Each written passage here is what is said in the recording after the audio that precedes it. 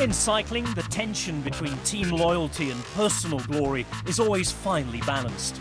But in no discipline is individual success so deeply invested in team performance than in the often dreaded team time trial. Garmin Sharp learned the hard way at last year's Giro d'Italia. A second's loss of focus saw Dan Martin crash out in devastating fashion. On the very first day of the race, in front of his home crowd. At this year's Giro d'Italia opening team time trial, the newly merged Cannondale-Garmin team is eager to avoid a repeat of last year's drama. And time trial coach Sebastien Weber is the man at the helm. I mean, the worst thing that you can do is come to them and say, don't crash, because then for sure they will crash. I think the best way to tackle with that is not to address it again, like don't shift the focus to the crash of last year. Focus on this year's race, focus on the actual race, make sure this is prepared well. This is the most important thing. And what better preparation is there for a big Italian stage race than a small Italian stage race, the Giro del Trentino? inCycle joined Cannondale-Garmin on their morning recce of the 13-kilometre course. Basically, you look for everything. You look for the parcours, you look for the equipment that you want to use, for the weather conditions, for the wind, for the riders that you have, who you have as the reserve riders, and just in case somebody gets sick in the last moment or whatsoever. And then you try to make up a schedule, like how to tackle with a specific course. Once Sebastien is familiar with the route, it's time to turn what is on paper into practice. Here in the recon, we're checking the roads, checking the corners, and try out the order. So yesterday we tried a slightly different order, and we made some changes based on what we've seen yesterday in training. And now it's about getting the guys familiar with the parcours and familiar with the guy in front of them. One recce done. So third last guy out in the drops, and I want you to do a real start. And one more to go, a chance to finalise the rider order after some necessary adjustments. It can be the trust in the guy in front of you.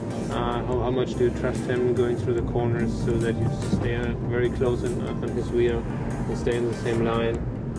It can be purely a performance thing.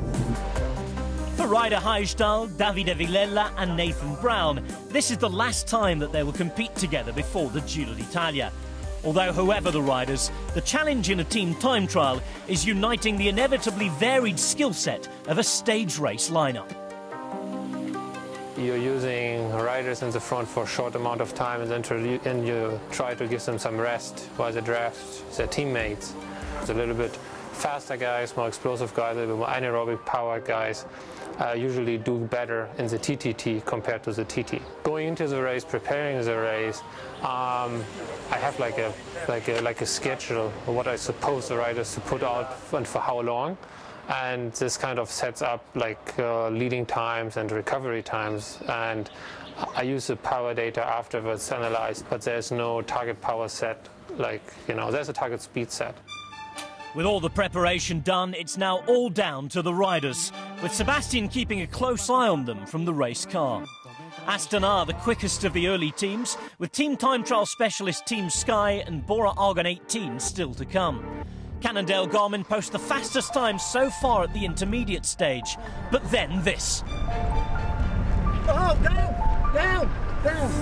With Ted King and Davide Villela down, it's up to their depleted team to regroup and get across the line while they roll in behind. Bora Argon 18 are the eventual winners, while Cannondale-Garmin finished 24 seconds behind in 8th. Back at the hotel, the debrief has already begun. It seems like one rider was touching the wheel of the guy in front of him, and you know that's a bad thing. Obviously, that can happen when you go very, very fast. At this moment, they were you know by far above 60 kilometers an hour traveling speed. So we are really lucky and happy that nothing really bad happened to the riders. It may have been far from the outcome that they wanted, but for the riders it's a vital reminder of the nature of bike racing and the importance of crisis management. Whatever happens, the teams still need to get the best time possible.